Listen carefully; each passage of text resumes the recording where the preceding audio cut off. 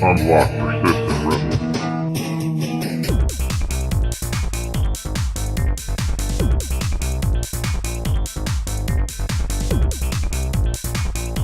Today, the Citizen Rebel Project has invited a journalist to discuss a field perspective on controversial issues in conflict zones. Welcome to the show. Can you explain to us why you're masked? Thank you very much. I appreciate being here. I'm asked because I want to be able to answer these questions without fear of being censured by my current employer. So hopefully we'll be able to discuss things in a manner that will be interesting for your viewers and reality-based without me having to worry about political correctness.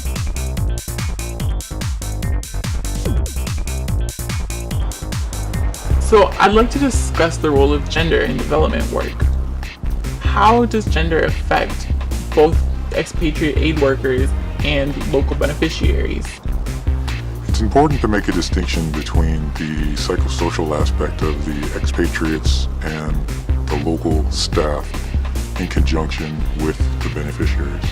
From the expatriate standpoint, if you're leaving a country that has egalitarian politics where gender equality is very important and perhaps codified, and you find yourself in a country where it's the opposite, where it's a male-dominated society and where the women aren't really allowed to participate in any of the interactions between the aid agency and the field, then it would be sort of inappropriate for a Western agency to have a female as the country director or as a program manager who especially might have feminist politics on her mind and be trying to interject herself into the host country culture. The way that this can become problematic in such a scenario is that in actuality the men would get angry and end up blocking your operational and logistics attempts at delivering aid to the locals. They might just not show up for work, they might block trucks, there might be accidents, there might be all kinds of things that cause problems where it would be inappropriate for have not only a Western woman in a managerial position, but especially a politicized Western woman looking to impart her gender politics on a country that didn't invite us to do so. From the local perspective, again, we talk about psychosocial behavior, and since we're talking about conflict zones or actually post-conflict, then we might find ourselves where the unemployment rate for the men is extremely high. It could be an 80 percentile, a 90 percentile. This means that they're not working, they're looking for work and competing for the kind of jobs that NGOs or international institutions are going to provide. The idea is that the men in general are not considered to be, in some countries, as honest as the women. They're not considered to be looking for the long term, and they're more difficult to train because of their gender-based view of themselves. Whereas the women are traditionally more relegated to a familial managerial standpoint, and they're considering their family, learning how to cope with scarce resources, and thinking about the long term. So some of us in some of the programs around different countries find that working with the women is much more beneficial than working with the men because they are more trustworthy in general, and we can teach them to run these programs, and it's good to create a strong economic base that might incentivize the men to participate or not. For example, in Armenia, the men tend not to want to be part of the administrative class that the NGO community, the international community in general, is beginning. So you will find at the universities that 100% more often than not of the students at the university are the women, where the men are expecting to be able to pay their professors for their grades without having to attend classes. So the women are continuing their education, and because also of this generalization that they're more honest than the men thinking long term, it's easier for the international institutions to train the women in administrative positions. So what you have happening in Armenia especially is you're developing this administrative class that is all women, and how that will affect Armenia in the future will be very interesting.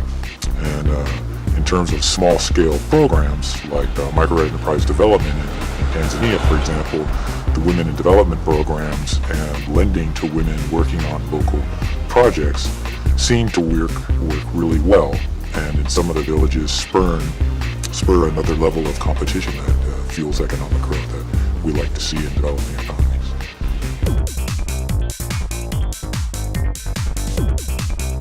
In addition to gender inequality, we've identified hunger as a major world problem. But how willing are people to eat the food that the World Food Program offers them in refugee camps? The World Food Program is provided food by a lot of the donor nations. They don't always have a choice as to what food is coming in.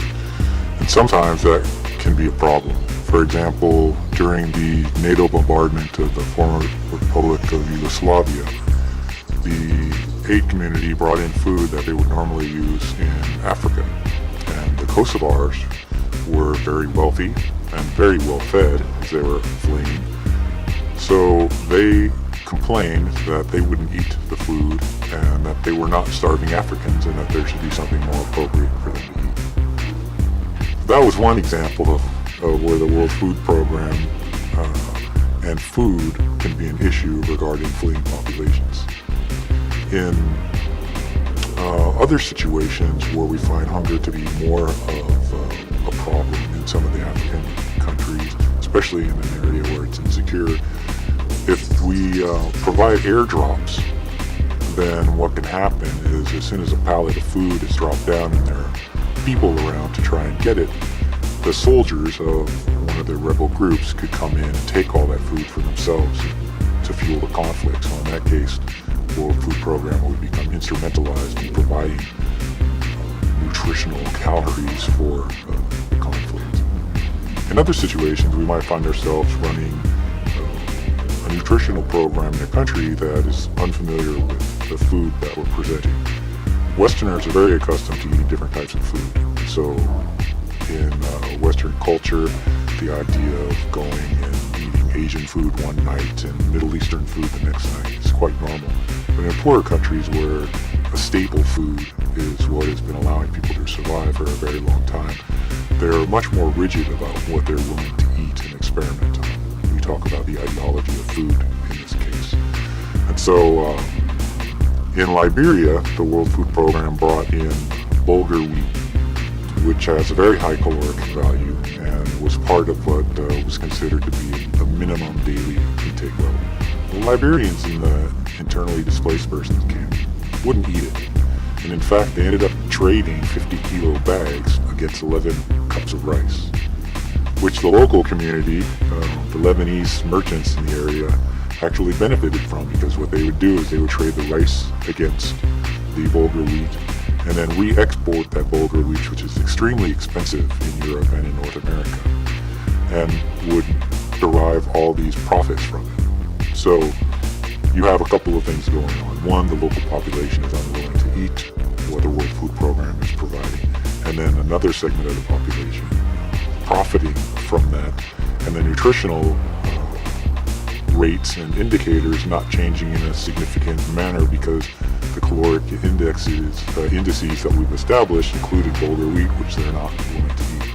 So we had to really find out what the Liberians were willing to eat, since it's a rice exporting country. And we came up with all kinds of ways to try and convince them that eating bulgur wheat was fine. We created cooking classes and made cookies and biscuits, and we have people selling them. At the end of the day, some of the IDP women were able to make money off of these bulgur wheat cookies and cakes, and it generated some micro-enterprise development, which wasn't exactly the goal of the feeding program, but somehow we kept a little bit more of the bulgur wheat in the area. The other thing that can be problematic in remote areas where you have a concentration of food coming in for a nutritional program, by creating a black market or an area of conflict where the men will take the food from the women right outside the feeding center. In some cases, we've seen the women who don't have children who pass through screening of the NGO for malnourishment. They get together with nurses that we employ and intentionally starve their children so they meet the criteria for entering the malnutrition program. And we're not exactly sure why this is done and what the benefits are, but it is an issue of concern when you have part of your population intentionally starving its children as a result of you being there implementing a nutritional program for vulnerable populations.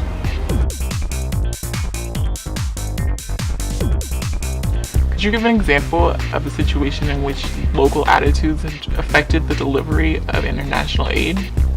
Sure, I could spend all day giving you examples that would confuse and entertain, but start out with mine clearing in Afghanistan. In the Bamiyan province, where the Hazaras live. Is that where they destroyed the Buddhas? Yes, exactly. That's what has made Bamiyan famous. So the area is called the Hazarajat, and they were targeted by the Taliban. Basically, it was an ethnic cleansing program, and the passes all around the area are mined. So when the UN mine clearing teams come in and the independent agencies who are responsible for mine clearing come in and try to demine the area, they basically can't, because the local attitude is that once the international actors in terms of the conflict leave, the Taliban are going to march right back in and punish them all. So they want to maintain their level of security in place and are not interested in demining the passes surrounding their enclave at all.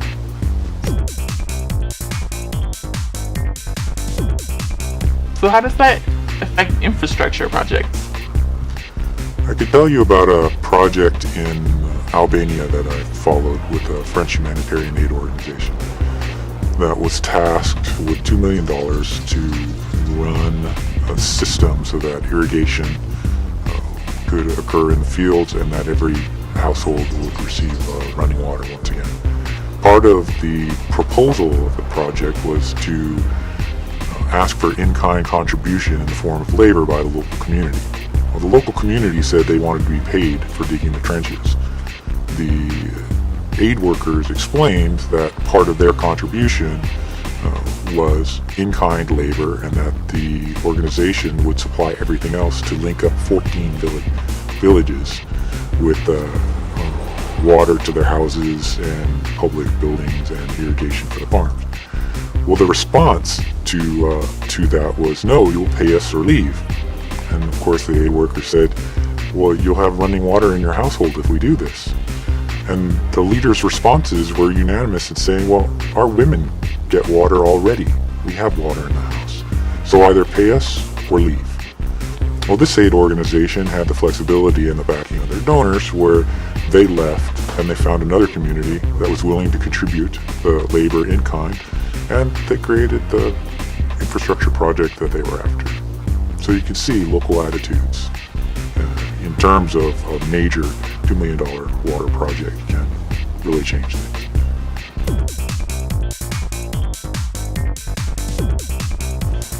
Have you observed any other infrastructure issues? Yes. In this case, we are talking about Monrovia, Liberia. After the peace accords were signed in 2003, a lot of the rural population, combatants and non-combatants, found themselves in the capital.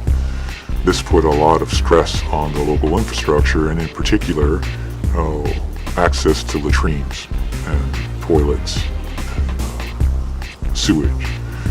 Since the international community was not creating any projects in the capital for extra latrines and toilets to accommodate this influx of people, the Monrovians and the Liberians coming from the countryside just began using the beach. In fact, the beach had been used anyways for some time, but in this case you have an influx. I think the numbers were around 200,000 more people, where every morning and every evening you could see the men and women and children parade out onto the beach, defecate and urinate, and then go back to their house. And in some of the beaches they're very flat, so there is no wash, so the entire beach head is covered in excrement, and in other places the water would come up and clean part of it away.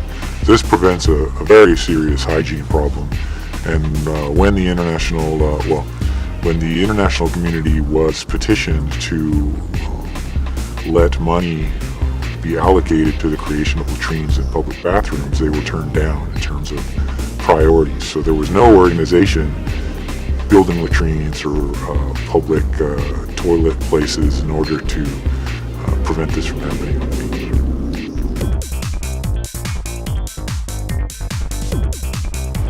But I assume that education is not as difficult.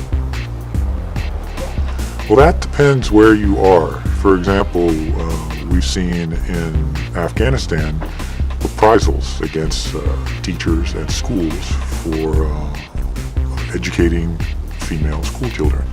In fact, some teachers have been killed and schools have been burned down, and there have been some kidnappings just to prove a point. So in the aid circles where these discussions are had on and off the record, the question is it ethical to build schools based on gender programming inappropriate for the culture, especially when there is not enough security to guarantee the safety of both the female teachers and the female students? What's the answer?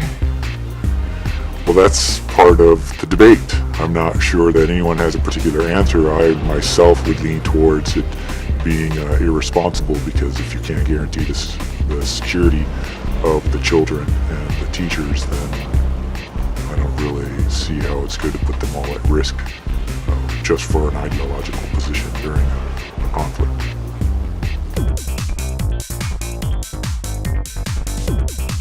Corruption seems to be rampant in crisis countries. How do Westerners generally respond to this corruption? The general phases include anger and disappointment, because what a Westerner ends up confronting is the trickster in other societies. What do you mean by the trickster? The trickster is a character who's considered to be very clever, is usually involved in win-lose based scenarios, and is part of a pre-industrialized society in terms of a lacking rule of law as an infrastructure or an economic structure regulating contracts. As opposed to the entrepreneur, how we talk about the entrepreneur in a rule of law based society, in a post-industrialized society where capital is accumulated and contracts are all respected and enforced in theory with a win-win scenario. So is this just a clash of cultures? A little bit of it is, and part of the problem for some of the Westerners is not merely accepting it, but it's coming at the approach of the trickster versus entrepreneur with this good versus evil dichotomy. Because many of us are taught in our countries that a liar, cheat, and thief, that these are negative attributes for a person. We talk about intelligence and education and respect for the law, and for others. So the trickster has actually been killed in our society in favor of a rule of law so that we can build strong economies. So if you find yourself as a Westerner facing a society that's basing its activities on the trickster, you find yourself confronting your own socialization in terms of what is good and what is evil. And it's hard for some people to overcome the aspect of looking at the host culture as being evil because they embody the attitudes and behavior of the trickster. When in fact you have to sort of reject that good versus evil dichotomy and accept the socioeconomic status as it is and try to work with it in a way that the beneficiaries can still receive aid and assistance.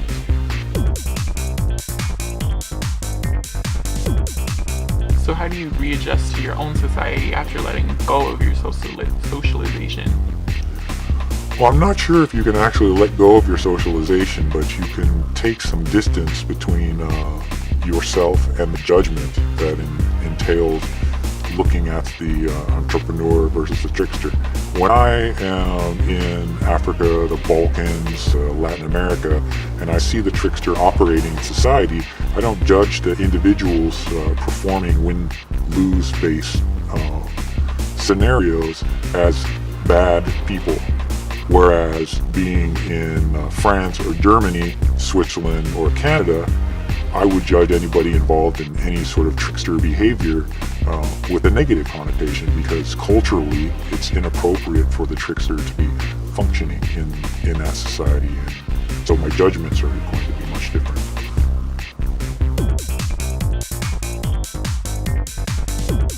So would it also be culturally inappropriate for the entrepreneur to be in, say, Africa? I guess you could look at it a couple of different angles. When in fact, if you're an entrepreneur but you're interested in democratization, liberalization, and creating some kind of momentum for economic growth, then as an entrepreneur from the West, in this case, it is appropriate because you're trying to interact with the local communities in such a way as to bring about some positive growth in their society. The other aspect of it is you could come purely as an economic predator. For example, if you look at West Africa, you will find that the Lebanese are in control of much of the economy, for example, in Liberia. In Eastern Africa, you will find Indians who are the merchant class. And although some people believe that providing positive role models in terms of functioning businesses and trade and paying your laborers, that would foster competition, what in fact has been created is a merchant class that exploits the lower class, and these are foreigners with this foreign entrepreneurial attitude, if you will, according to some. And then you just have separate classes, so the locals don't benefit in that way.